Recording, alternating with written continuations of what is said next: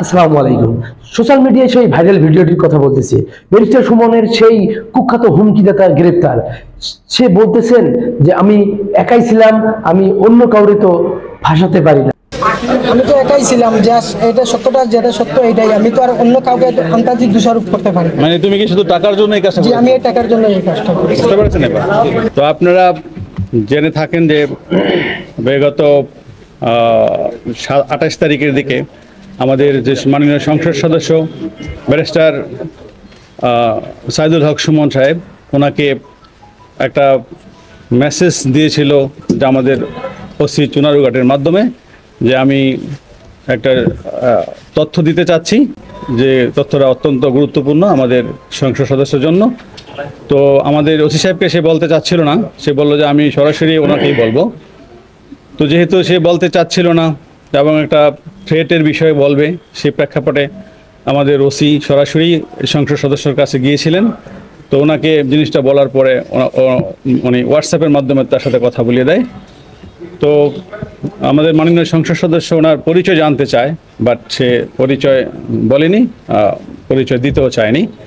তো আমরা যেটা প্রাথমিক ইনভেস্টিগেশনে যেটা পেয়েছি, সিমলার অনলাইন গেমলার ছিল এবং গেম খেলে, প্লাস সে হলো বিদেশে টাকা পাঠানো, বিদেশে লোক পাঠানো নামে প্রতারণা করে। ভিডিওটি না টেনে সম্পূর্ণ ভিডিওটি দেখতে থাকুন। এই হুমকিদাতার নাম হলো সোহাগ মিয়া। এই সোহাগ মিয়া একটি গল্পকে বাস্তব রূপ দিতে চেয়েছিল, কিন্তু সেটা আর হলো না। কোথা থেকে এই অনুপ্রেরণা পেল, সে কথাগুলো আমরা এখন প্রশাসনের মুখ থেকে শুনবো। আশা করি আপনারা ভিডিওটি শেষ পর্যন্ত দেখতে থাকবেন। এটা হলো হিটম্যান ওয়েব যে লিঙ্ক, সেই লিঙ্কে সে একটা গল্প দেখে। সেই গল্পতে ছিল যে এক ইন্ডিয়ান এক বড় ব্যবসায়ী ছিল, সেই এক প্রতারক ওই ব্যবসায়ীকে বলেছিল যে আপনার একটি গুরুত্বপূর্ণ তথ্য আছে, যে আপনাকে মারার জন্য কিছু লোক রেডি আছে। তো আপনি যদি আমাকে কিছু টাকা পয়সা দেন, তাহলে আমি সেই তথ্যগুলো বলে দিব। তো সেই ব্যবসায়ী তাকে সেই প্রেক্ষাপটে, মানে কৌতূহলবশত কারা আমাকে হত্যা করতে চায়, সেই তথ্য জানার জন্য তাকে কিছু রুপি দেয়। তো সেই প্রায় 2-3 লক্ষ রুপি দেয়। দেওয়ার পরে তখন সে তো প্রতারক, তখন ওই ব্যক্তি কী করে, সে আবার তার মোবাইল থেকে সে চলে আসে, মানে অফলাইনে চলে আসে এবং তার সব কিছু বন্ধ করে দেয়। তো সেও সেই গল্পের ছলেই মনে করেছিল যে আমিও দেখি কিছু টাকা পয়সা এইভাবে ইনকাম করতে পারি কিনা। তো সে তো দেখতে পাচ্ছে যে বিভিন্ন মিডিয়াতে বা বিভিন্ন সময় তার বিভিন্ন থ্রেটের কথা সে জানতে পেরেছে।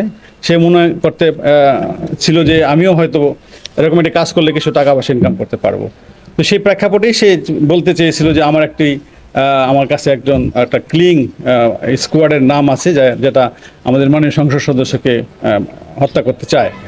তো সেই প্রেক্ষাপটেই কিন্তু সে একটা নাটক সাজিয়েছিল এবং সেটা আমাদের কাছে স্বীকারও করেছে। তো সে যেটা চেয়েছিল, যে মনে করেছিল যে আমাদের মাননীয় সংসদ সদস্য ওকে বলবে যে ঠিক আছে, তুমি আমাকে নামগুলো বলো, আমি তোমাকে কিছু পে করবে।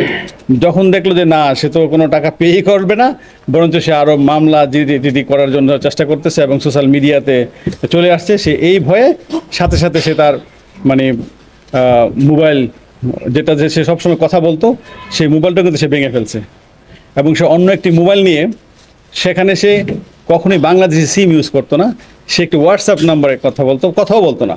সে হুট করে কি করতো, যে একটু ভয়েস মেসেজ দিয়ে সেই মোবাইলটা এয়ারপ্লেন মোডে রেখে দিত।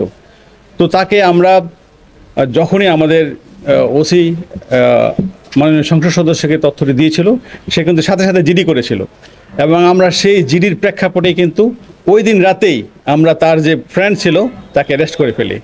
তো ভাগ্য কত ভালো দেখেন, যে আমরা যাকে অ্যারেস্ট করি সে লোকে কিন্তু তার কাছে প্রতারিত হয়েছে।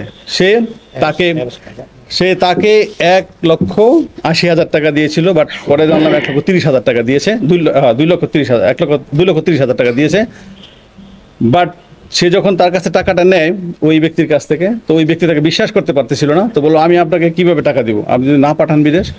তখন সে বিরক্ত হয়ে তার যে পার্সোনাল পাসপোর্ট, সে পাসপোর্ট দিয়ে বলছে ঠিক আছে, আপনার মতো পাসপোর্টটাই রাখেন, কারণ তার টাকার প্রয়োজন ছিল প্রচুর।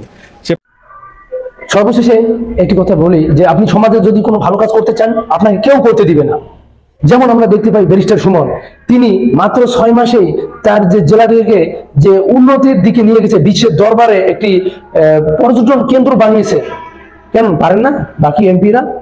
সম্ভব, ইচ্ছা শক্তি থাকলে সবই সম্ভব। আমরা সাধারণ মানুষ যারা আছি, যে আমাদের যে মনের কথা, আমাদের যে কথাগুলো আমরা বলতে চাই, সেই কথাগুলোই ব্যারিস্টার সুমন বলতেছেন। তো আপনারা সেই কথাগুলোই ব্যারিস্টার সুমন সংসদে উপস্থাপন করতেছেন, সাধারণ মানুষ নিয়ে কথা। তো আগে আমরা কোনো জানি না যে কোন এমপি কত বেতন পায়, কত বরাদ্দ পাচ্ছে, কোনো মানুষ জানে নাই, কিন্তু একমাত্র ব্যারিস্টার সুমনের মুখ থেকেই আমরা এই কথাগুলো জানতে পেরেছি। সকল মানুষ, সকল বাংলাদেশের মানুষ জানতেছে যে কত পাচ্ছে, কোন এমপির বেতন কত, কে কত বরাদ্দ পাচ্ছে। তো অ্যাজ এ সাধারণ মানুষ হিসেবে যে কথাগুলো বলার ছিল, সে কথাগুলো ব্যারিস্টার সুমন বলতেছে। তো দর্শক, কথা না বাড়িয়ে, আশা করি যদি ভিডিওটি ভালো লাগে অবশ্যই আপনারা শেয়ার করে দিবেন অন্যদের মাঝে। সকলে সুস্থ থাকুন, ভালো থাকুন, আল্লাহ হাফেজ।